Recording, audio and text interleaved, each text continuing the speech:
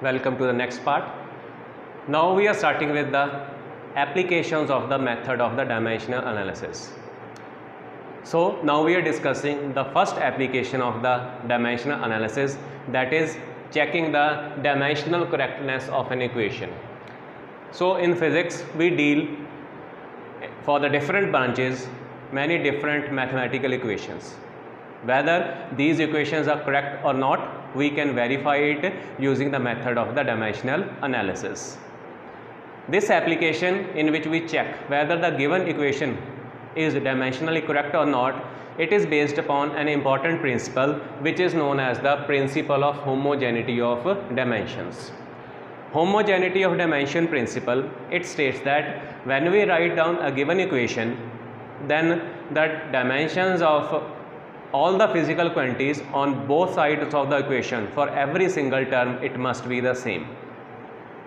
What is the statement? That dimensional formula or dimensions of all the physical quantities in all the terms on the both sides of the equation, they must be same. So if this is true, then a given dimensional equation, a given equation given to us is dimensionally correct.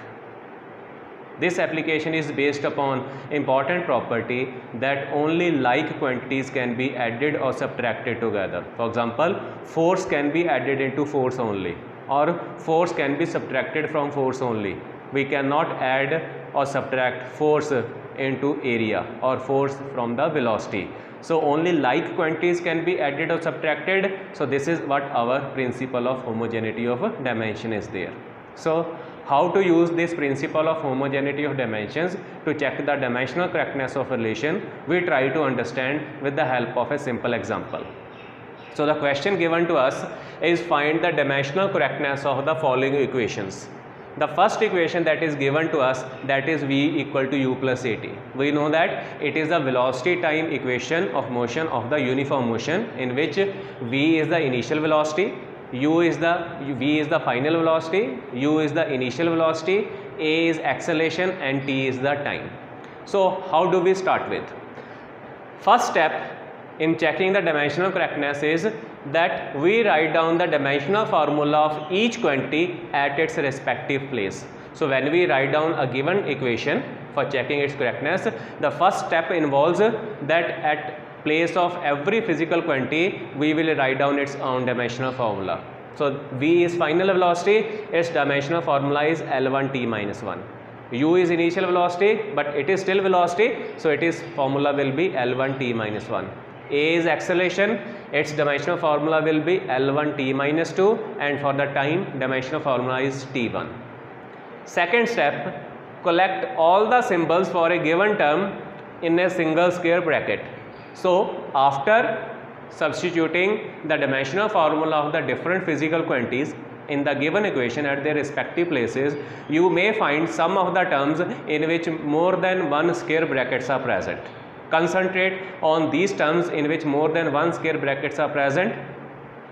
What we have to do? We have to collect all the symbols and we have to write them inside a single square bracket.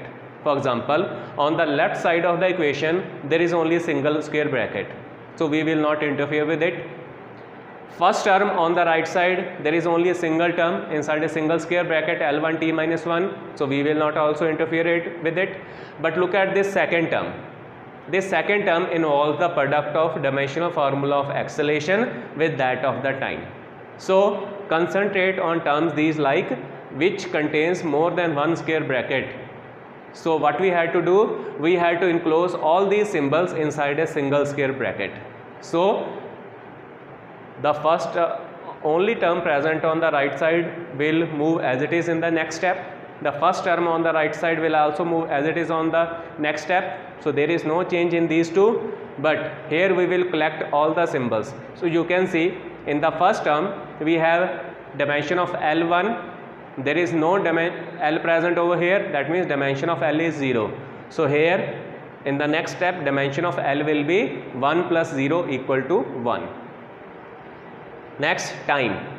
Time has dimension minus 2 over here, but here dimensions of the time are 1. So what will be the dimension of the time in the next step? Minus 2 plus 1 equal to minus 1. So By doing so, whatever number of terms are present inside the equation, we have to reach at this situation where we have all physical quantities with their respective dimensional formula, but with the condition that all must be present inside a single square bracket. We will leave the equation up to here. In the next step, we will not add that dimension of L1T, L and T are also 1 and minus 1. Over here they are also same. So we will not write them as L1T minus 1 plus L1T minus 1 equal to 2 times L1T minus 1. We have to leave this equation over here.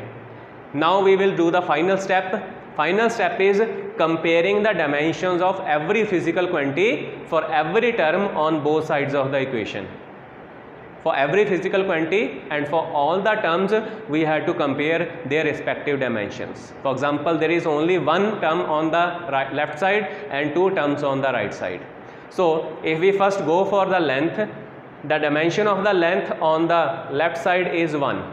This equation will be correct if the dimension of length is also plus 1 on the first and second term on the right side. So you can see dimension of length on the left side is 1. On the right side, in the first term it is 1 and also it is 1 for the second term. Now go for the second quantity, that is time. Dimension of the time is minus 1 on the left side. On to the right side, in the first term it is also minus 1. It is also minus 1 for the second term. So you can see that we have only two physical quantities, length and time, and their dimensions for every term on the both sides of the equation, they are same. So if this we can prove, then we say that our equation is dimensionally correct. We will repeat the procedure for our second equation, which is second equation of motion, which is called as displacement time equation, in which S is the displacement, U is the initial velocity, T is the time, A is the acceleration, T is again time. Factor of half. We have just done dimensionless constant. So factor of half is dimensionless constant. So what is the first step? At place of every physical quantity, we will write down its own dimensional formula. For S is displacement, which is measured in the unit of fundamental quantity length. So its dimensional formula will be L1. U is initial velocity. Its formula will be L1 T minus 1. For time, it will be T1 plus. Now all the numbers which are appearing in the given equation, while checking the dimensional correctness of equation, they will be dimensionless constants. So it doesn't matter whether you write them in the forthcoming steps or you leave them, it is not going to interfere with our solution. So I am leaving the factor of half, but because dimensional formula or checking the dimensional correctness or dimensional analysis in fact only deals with those physical quantities which are possessing dimensions. It has nothing to do with those factors which do not possess any dimension. So half is a fixed number, constant number, dimensionless constant, which does not possess any kind of a dimension. So we will leave it. So in the second term we have the acceleration. Acceleration have the dimensional formula L1 T minus 2. For the time, you can see it is T squared. So its dimensional formula will be T2. Now on the left side we have only a single square bracket, which is L1. Now you can see that the first term on the right side contains two square brackets, one for the velocity, one for the time. So we have to include them, all the symbols inside a single square bracket. Dimension of L is 1, dimension of L is 0. So in the next step, dimension of L will be L1 plus 0 equal to 1. Next, dimension of time. Here dimension of time are minus 1, dimension of time is plus 1, minus 1 plus 1 equal to 0. Second step, second term, again dimension of L will be 1 because here dimension of L is 1, dimension of L is 0. 1 plus 0, 1. Dimension of time, here dimension of time minus 2, here plus 2. So minus 2 plus 2 is 0. Last step, we compare the dimensions of all the physical quantities on both sides of equation for every single term. So you can see that dimension of L on the left side is plus 1, here it is also plus 1, here it is also plus 1. If you compare for the time, the dimension of time is 0, dimension of time is 0, dimension of time is 0. So in this way, according to principle of homogeneity of dimensions, dimensions of every physical quantity for every term on both sides of equation is same. So in this case, this equation is dimensionally correct.